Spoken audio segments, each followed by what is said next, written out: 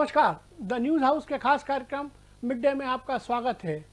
आज हम संविधान में प्रदत्त अधिकार समानता पर बात करेंगे। क्या आपको कभी अचरज नहीं होता कि स्वतंत्रता के 7 दशक बाद भी संविधान में प्रदत्त समानता का अधिकार देश में सबको क्यों नहीं मिला?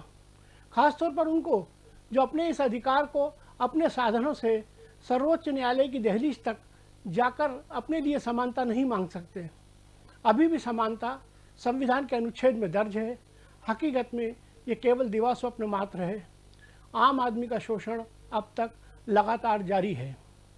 सारा देश जानता है, संविधान की शपथ लेकर सत्ता के शिखर पर बैठने वाले ये भूल जाते हैं कि उनका पहला कर्तव्य उन लोगों तक अन्न, धन और जीवन की आवश्यक सुविधाएं पहुंचाना है जो इस देश के कमजोर गरीब नागरिक हैं और अभी दुष्काल की विभीषिका झेल रहे हैं।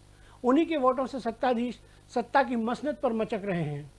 किसी भी राज्य के चुनाव, उपचुनाव का उदाहरण लीजिए।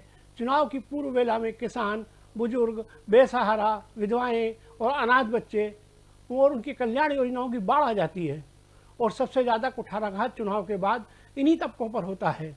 आज की सारी सरकारें यही तो कर रही हैं। इस दुष्काल में मजदूरों को न्यूनतम वेतन के लाले पड़े हुए हैं। पूरे देश में ये विडंबना है।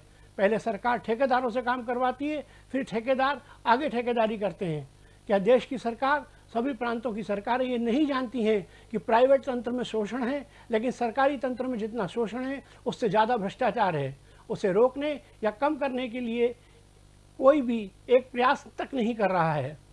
हर सांसद, मंत्री या पूर्व सांसद, विधायक किसी बीमारी का इलाज देश विदेश में या प्राइवेट अस्पतालों में करवाता है तो उस पर असीमित खर्च किया जाता है।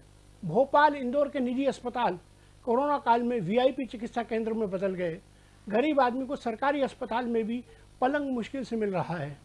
क्या कोई विश्वास करेगा कि देश में एक वीआईपी परिवार पर 3 करोड़ से ज़्यादा चिकित्सा खर्च होता है, लेकिन आमजन सरकारी अस्पतालों की दहलीज पर धक्के खाता और कभी बिना उपचार के ही मर जाता है।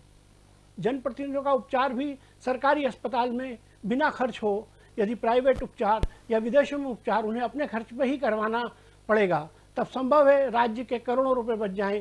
पूरे देश में तो करोड़ों रुपए बच ही सकते हैं। देश का एक बड़ा तबका वृद्धावस्था पेंशन की मेहरबानी पर जिंदा है। ये पेंशन इतनी कम है कि 2 समय 2 रोटी तक नहीं खा सकते। सरकारी कर्मचारियों की पेंशन में हर दिन कटौती हो रही है। यह किस दिन बंद हो जाएगी कोई नहीं कह सकता। इसके विपरीत पूर्व विधायकों और सांसदों को तो जीवन भर के लिए पेंशन मिलती है। पेंशन मिलनी चाहिए, इसमें कोई बुरी बात नहीं, पर लाखों में पेंशन देना कहाँ का न्याय है, जबकि सरकारी कर्मचारियों को निश्चित समय के बाद पेंशन नहीं मिलेगी। सीमाओं पर रक्षा कर रहे अर्धसैन्य बल हैं, उनको भी सेवानिवृत्ति के बाद कोई पेंशन नहीं मिलेगी। देश में जो बड़े कानून के ग्रंथ पढ़े वकील रख सकते हैं, लाखों रुपए खर्च करके अदालत की शरण में जा सकते हैं, उनको तो समानता मिलती है, पर जिन बेचारों को 2 जून की रोटी मुश्किल से मिलती है, उनके लिए कोई समानता देश में नहीं है। इस तरफ सरकार के साथ न्यायपालिका की नज़र भी नहीं है। आज के मिड डे में बस इतना ही। कल फिर किसी और विषय के साथ मिलते हैं।